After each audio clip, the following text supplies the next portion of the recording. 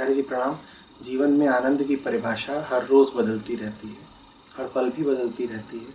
कई गुरु आए और चले गए। ऐसा क्यों कि किसी को भी मृत्यु से पहले परम आनंद नहीं मिल पाता? क्या परमात्मा ऐसा नहीं चाहता या हमारे भ्रम है? बहुत ही उलझन है।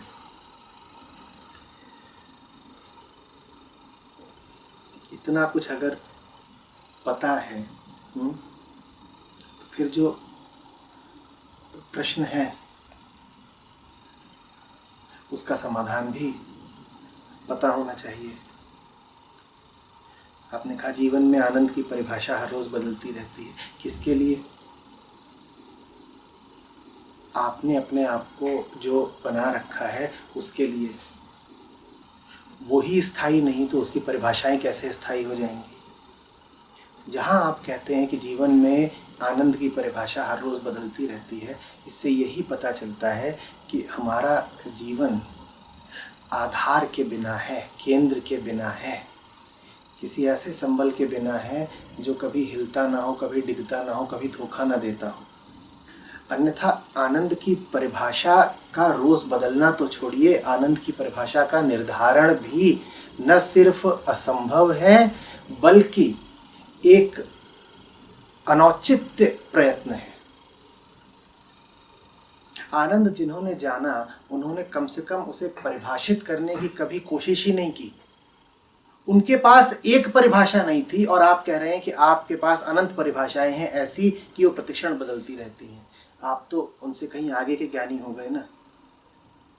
वो बेचारे तो मूढ़, खाली, वो बोले आनंद वो जिसे परिभाषित नहीं किया जा सकता, और आप कह रहे हैं प्रतिपल मेरी परिभाषा बदल रही है। ये तो ऐसा हो गया कि कोई कहे कि सामने ज़मीन ही नहीं है और कोई दूसरा आके कहे कि मैंने यहाँ पे 10 मंजिला भवन खड़ा कर दिया है। उन बेचारों को तो परिभाषित करने के लिए ज़मीन ही नहीं मिली। मैं इनकी बात कर रहा हूँ। और आपने वहाँ पे 10 मंजिला भवन खड़ा कर दिया। जिज्ञासा करना ज़रूरी है कि वो भवन किसने खड़ा कर दिया। जिज्ञासा करना ज़रूरी है कि कौन है जो आनंद को न सिर्फ परिभाषित किए हुए है बल्कि वस्तुओं के संदर्भ में परिभाषित किए हुए है। वस्तुएं ही बदलती हैं, मन ही बदलते हैं, मन के ही रंग हैं जो प्रतिक्षण ऊपर नीचे दाएं बाएं होते रहते हैं। कौन है जिसने आनंद को वस्तुओं से, संसार से, विचारों से और घटनाओं से जोड़कर रख दिया है? आनंद वो जो ना आए न जाए, जिसका किसी घटना से कोई लेना देना ना हो। ऐसा नहीं कि आपको सुहाती हुई कोई खबर आई और आपने कहा मैं आनंद विभोर हो गया, और दिल दुखाती हुई कोई खबर आई और आपने कहा मेरा आनंद चकनाचूर हो गया। ये कोई आनंद नहीं है, ये तो सामान्य सुख दुख का क्रम है। इसे आनंद कहना ही भूल है। आगे आप कहते हैं कई गुरु आए और चले गए। सही सी बात है, क्या कर पाएंगे बेचारे। गुरु रास्ता दिखा सकता है, आमंत्रण दे सकता है, गीत गा सकता है, रिझा सकता है, मना सकता है, यहाँ तक कि विनीत होकर के आपके पांव पकड़ सकता है कि सुन लो, मान जाओ। पर मानना या ना मानना तो आपके हाथ में है ना। गुरु बेचारे क्या कर लेंगे? गुरुओं को तो छोड़िए, परमात्मा भी क्या कर लेगा?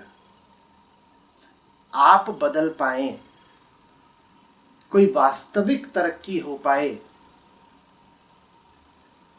अंदर सत्य के लिए द्वार खुले, उसके लिए आपकी सहमति आवश्यक है। आपको हाँ बोलना पड़ेगा, आपको प्रयत्न करने के लिए राजी होना पड़ेगा। और आप राजी हो ही ना तो गुरु बेचारा क्या जबरदस्ती करेगा? जबरदस्ती तो परमात्मा भी नहीं करता। आप अगर किसी 10 मंजिली इमारत से नीचे कूद पड़े तो परमात्मा का हाथ आके आपको बचा नहीं लेता। आपने कहा है कि आपको कूदना है तो परमात्मा कहता है कूद गए तुम, अब गुरुत्वाकर्षण का सिद्धांत काम करेगा। अब अगर तुम्हारी हड्डियां टूटनी है तो टूटेंगी, परमात्मा भी नहीं बचा सकता, क्योंकि वो स्वयं प्रकृति के नियमों के खिलाफ कभी जाता नहीं। जादू इत्यादि करना उसका धंधा नहीं। आपके साथ वही होगा जो आप चाहेंगे। इसमें गुरु, दैवीय इच्छा, ईश्वर या परमात्मा के लिए कोई स्थान नहीं है। उनका बुलावा तो निरंतर है, अनवरत है। आप सुनते हैं या नहीं, आप उसका मान रखते हैं या नहीं, ये आपको तय करना है। फिर आपने कहा किसी को भी मृत्यु से पहले परम आनंद क्यों नहीं मिल पाता। अगर किसी को भी मृत्यु से पहले परम आनंद नहीं मिल पाता तो फिर वो सारे गुरु झूठे रहे होंगे। अगर किसी को नहीं मिल पाता तो फिर उन गुरुओं को भी नहीं मिला होगा ना। देखिए कि कैसे आपने वक्तव्य दिए। आप कहते हैं कई गुरु आए और चले गए, फिर आप कहते हैं किसी को भी मृत्यु से पहले परमानंद नहीं मिल पाता, किसी को नहीं मिल पाता। इतना यदि आपने व्यापक वक्तव्य दे दिया तो आपने तो कह दिया कि गुरुओं को भी नहीं मिला, तो निस्संदेह फिर वो यूं ही छद्म गुरु थे। सर्वप्रथम तो मानिए कि जिन्हें मिलना था उन्हें मिला, और जिन्हें वंचित रह जाना था वो वंचित रह गए। बारिश हुई, जिनकी प्यास तृप्त होनी थी हुई, और जिन्हें सूखा और प्यासा रह जाना था वो रह गए। अपनी मनोस्थिति को दूसरों के ऊपर प्रक्षेपित मत करिए। यदि आपका ये कथन सत्य है तो फिर तो ना कोई कृष्ण, ना कोई राम, ना कोई जीसस, ना कोई नानक, ना कोई कबीर, ना कोई अष्टावक्र, सब बस यूं ही थे। पहले तो मानिए कि हाँ कुछ थे जिन्हें मिला, तब आपके भीतर ये प्रश्न उठेगा तो फिर मुझे क्यों नहीं। आप यदि कहें कि किसी को मिलता ही नहीं तो फिर तो आप कह रहे हैं कि न मिलना ही नियम है, ऐसा नियम जिसका कोई अपवाद भी नहीं। और यदि न मिलना ही नियम है तो फिर आप पाने के लिए उतावले क्यों हो रहे हैं। नियम विरुद्ध तो कोई नहीं जा सकता। सबसे पहले तो विनीत होकर के ये स्वीकार करिए कि हाँ मिलता है, बहुतों को मिलता है, मेरी झोली में नहीं आ रहा। जब आप कहेंगे कि आपकी झोली में नहीं आ रहा तो आपको दृष्टि अपनी ओर मोड़नी पड़ेगी। फिर अपने आप से पूछना पड़ेगा मुझमें क्या कमी रह गई या मुझमें क्या अधिक रह गया। कमी भर से नहीं होता, आधिक्य, अहंकार की ज्यादा बड़ी चाल होती है। और आधिक्य ही यहां दिख रहा है, किसका? ज्ञान का, अभिमत का, धारणाओं का। आप बहुत सारी बातों को माने बैठे हैं, जब तक उन बातों को छोड़ेंगे नहीं तब तक वो जो सहज उपलब्ध है होगा ही नहीं। फिर आप कह रहे हैं कि क्या ये परमात्मा नहीं चाहता कि किसी को मृत्यु से पहले परम आनंद नहीं मिले? परमात्मा को क्या पड़ी है लुका छिपी खेलने की? परमात्मा को क्या पड़ी है हाथ रोक कर देने की? आप नहीं चाहते। और जब मैं कहूं आप नहीं चाहते तो इस कथन को बहुत सूक्ष्मता से सुनने की जरूरत है। आप परम आनंद नहीं चाहते क्योंकि आप परम आनंद की अपेक्षा बहुत कुछ और चाहते हैं। अभी यहां का माहौल कुछ ऐसा है, सात्विक है, सत्संग चल रहा है, तो आपने परम आनंद पूछ लिया। अन्यथा कभी आपसे आपके साधारण दैनिक क्रम में आप पूछा जाए कि बताइए अपनी 10 चाहतें, बताइए 10 बातें जो आप चाहते हो, 10 व्यक्ति, 10 वस्तुएं, 10 घटनाएं, 10 कुछ भी, उनमें कहां आएगा परमानंद का स्थान? कोई कहेगा नया टीवी चाहिए, कोई कहेगा मुकदमे में जीत चाहिए, कोई कहेगा नई दुकान खोलनी चाहिए, कोई कहेगा बीवी की अकल ठिकाने लगानी है। बड़ी बड़ी चाहते हैं। बेटे की नौकरी लगवानी है, बिटिया की शादी करवानी है, ऐसी ही तो चाहते होती हैं। आपने किसी को व्याकुल देखा बाजार में परमानंद के लिए?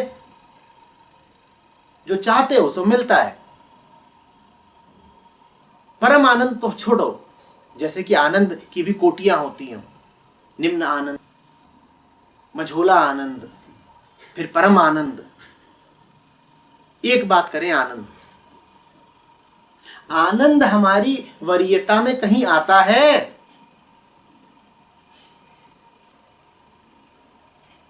कितने दिन लगाए आनंद के ऊपर, और कितने दिन लगाए थे उस मकान को खड़ा करने में, बताओ।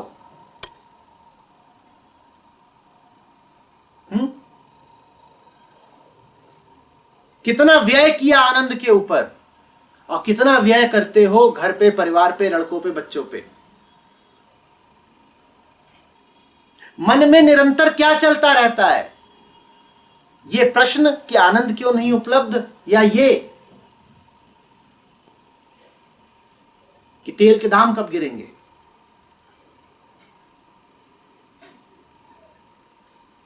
जो चाहते हो वो मिलता है। परम आनंद की कोई विशेष चाह नहीं होती। जब तुम ध्यान पूर्वक अपनी सभी चाहों की निस्सारता देख लेते हो, जब जान जाते हो कि ये इतनी भी कीमती नहीं कि 24 घंटे दिमाग में घूमे, तो उस देखने को ही आनंद कहते हैं। जहां तुमने जाना कि वो सब कुछ जो तुम चाहे बैठे हो, वो सब कुछ जिसकी न प्राप्ति की चोट खाए बैठे हो, वो सब कुछ जिसकी उपलब्धि की आशा बिठाए हुए हो, वो सब कुछ बस यूं ही है। सापेक्ष जगत में कुछ मूल्य है उसका, पारमार्थिक तौर पर, वास्तविक तौर पर उसमें कोई मूल्य नहीं। काम चलाऊ है, कुछ ऐसा नहीं उसमें कि हीरे जवाहरात जड़े हुए हो, कुछ ऐसा नहीं उसमें कि उसके ऊपर जीवन कुर्बान कर दिया जाए। तब मन शांत होकर के बैठ जाता है। उस शांति को ही आनंद कहते हैं, चाहो उसे तो परमानंद कह लो।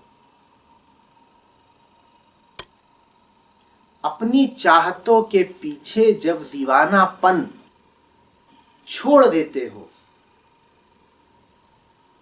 तो बौराए मन को, तनावग्रस्त मन को, हांफते मन को,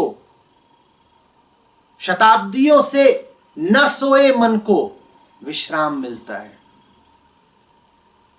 उसी को आनंद कहते हैं। मन की सहज स्थिति है आनंद, और मन को तो अपनी सहज स्थिति में रहना ही है। किसको पसंद है कि वो दिन रात हांफे और पसीना बहाए? मन तो नौकर है तुम्हारा, उसको तुम दौड़ाए हुए हो कि जा और बाजार से आनंद खरीद के ले आओ। कहता है बाजार में नहीं मिला, तो तुम कहते हो जा मोहल्ले पड़ोस में कहीं और खोज, वहां मिलेगा। कहता है वहां भी नहीं मिला। तुम कहते हो अच्छा फिर अब बाजार चला जा, क्या पता अब आ गया हो माल।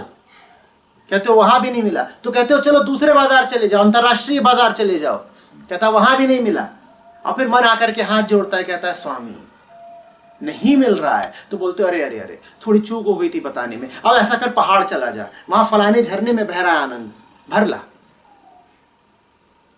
फिर वो बेचारा जाता है, तुम्हारा हुक्म बजाता है, जो मंगाते हो लेके आता है, उसमें भी आनंद नहीं। तो कहते हो अब ऐसा करते हैं, कोई लड़की खोजला, शादी कर लेते हैं, क्या पता वहां छुपा हो आनंद।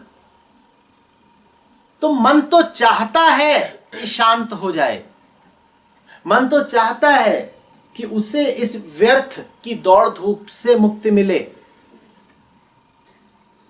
पर तुम ये मानने को तैयार तो हो पहले कि जहां जहां तुम उसे भेज रहे हो वहां वो है नहीं जो तुम चाहते हो। तुम गंभीरता से अपनी चाहतों को, अपने खेल को, अपनी क्रियाओं को, अपने जीवन को, अपने पूरे चित्त को लेते ही इसीलिए हो क्योंकि तुम्हें बड़ा दंभ है। तुम सोचते हो कि तुम जानते हो, तुम सोचते हो कि तुम्हें पता है।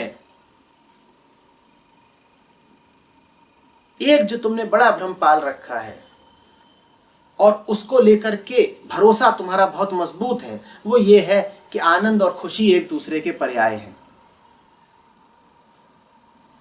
जो कुछ तुम्हारी धारणाओं के अनुकूल बैठता है उसमें तुम प्रसन्न हो जाते हो, और जब प्रसन्नता मिलती है, और प्रसन्नता मिलेगी, कोई ऐसा नहीं जिसका जीवन प्रसन्नता से बिल्कुल खाली हो। क्योंकि कोई ऐसा नहीं जिसका जीवन दुख से बिल्कुल खाली हो। दुख लगातार तो चल नहीं सकता। दुख तुम्हें अनुभव हो, इसके लिए बीच बीच में खुशी चाहिए। तो बीच बीच में खुशी सबको मिलती रहती है। जैसे जेल के कैदी को खाना, एकदम ही नहीं दिया तो मर ही जाएगा, फिर कैद किसको करोगे?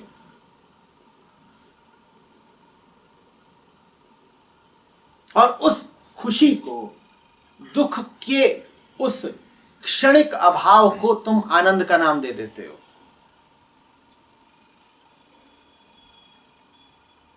वो क्षणिक है, चला जाता है, दुख फिर आ जाता है। तुम कहते हो अरे,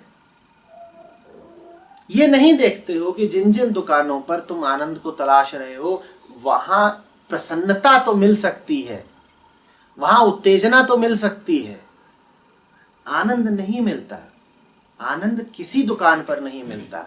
आनंद इस बोध का नाम है कि आनंद किसी दुकान पर नहीं मिलता। हमारा जीवन दुकानों से ही पटा हुआ है। कभी इस द्वार दस्तक देते हो, कभी उससे जाके पूछते हो तेरे पास क्या है।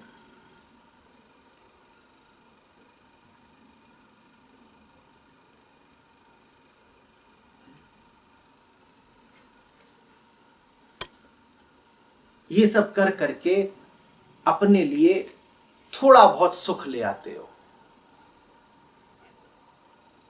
सुख जाता भी है तो स्मृति में अपनी छाप छोड़ जाता है, तुम्हें आशा से भर के जाता है सुख।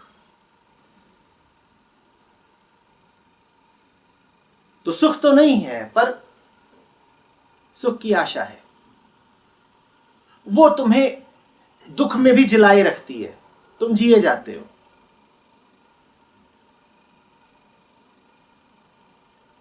पर आदत नहीं बदलते अपनी। दुख का निरंतर ही अभाव हो जाए, वो नौबत नहीं आने देते। जैसे दुख से प्रेम हो गया हो, जैसे दुख से नाता जोड़ लिया हो, अल्पकालीन विश्राम मिल जाए तुम्हें दुख से, इतना तो झेल लेते हो। दुख सर्वथा ही और सर्वदा ही मिट जाए, इसकी नौबत ही नहीं आने देते।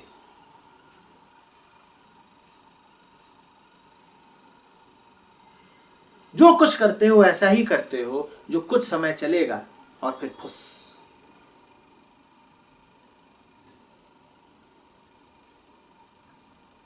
सुख के नाम पर अपने लिए दुख का ही प्रबंध करते रहते हो।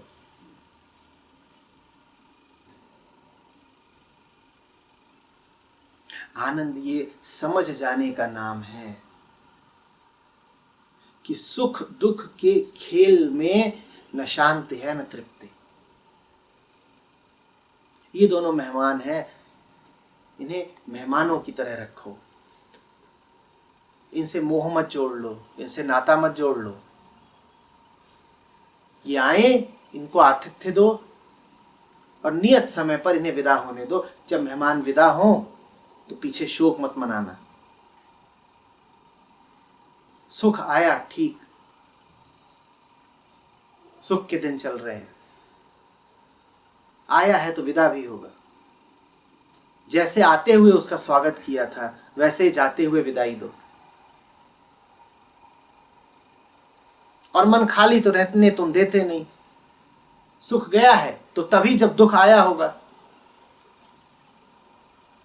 अभी एक और मेहमान आ गया, आपका भी स्वागत है,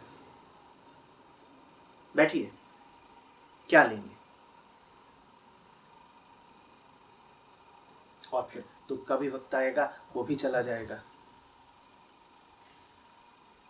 जब न तुम सुख से प्रभावित हो जाते हो, न सुख में बह जाते हो, न दुख में बह जाते हो, तो तुम आनंदित कहलाते हो।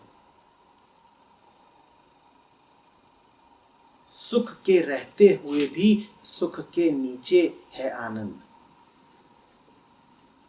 और घोर दुख के रहते हुए भी दुख के नीचे है आनंद।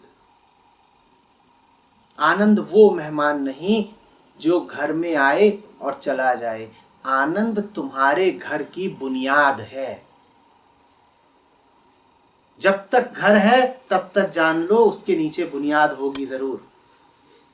घर ढह भी जाए तो भी बुनियाद नहीं ढहती। घर में लोग आते जाते रहते हैं, वस्तुएं आती जाती रहती हैं, दीवारों के रंग बदलते रहते हैं, बुनियाद थोड़ी ही बदलती है।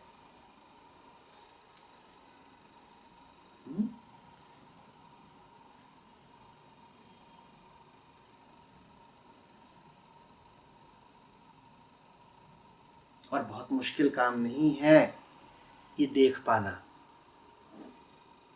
एक एक बात जो मैंने बताई वो साधारण जीवन की है, आम अनुभव की है। चूंकि वो बात मुश्किल नहीं है, इसीलिए जिन्हें देखनी थी उन्होंने खूब देखी। आइंदा ये कभी मत कहना कि आनंद की अनुभूति किसी को होती नहीं। जिन्हें आनंद मिलना था उन्हें छप्पर फाड़ के मिला। देने वाले ने कोई कसर बाकी नहीं रखी है।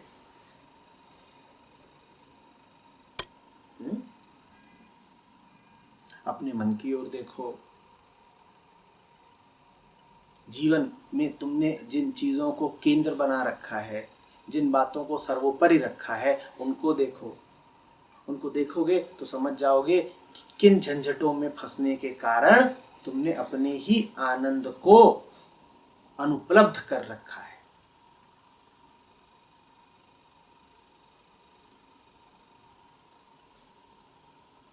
जैसे कि अपने ही घर में दवाई सामने मेज पर रखी हो, लेकिन 50 झंझटों से फुर्सत मिले तब ना। जैसे मेज पर भी ना रखी हो, जेब में रखी हो, पर हाथ में हो शराब की बोतल, और फिर हम कहें दवाई कहीं मिलती नहीं, और दवाई चूंकि मिलती नहीं तो उसके दर्द में हम शराब पीते हैं। शराब रखो, हाथों को जरा छूट दो, जेब तो फिर भी दूर है, आनंद यहां पर है। और दवाई के लिए तो हाथ चाहिए, उसको पाने के लिए तो हाथ भी नहीं चाहिए। तुम बस अपने नशों से बाज आओ। होश में जीने का ही दूसरा नाम आनंद है।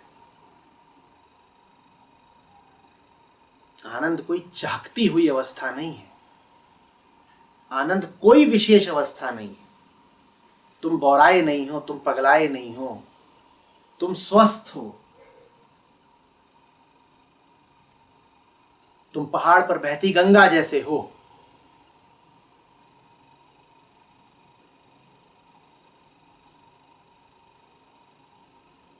यही आनंद।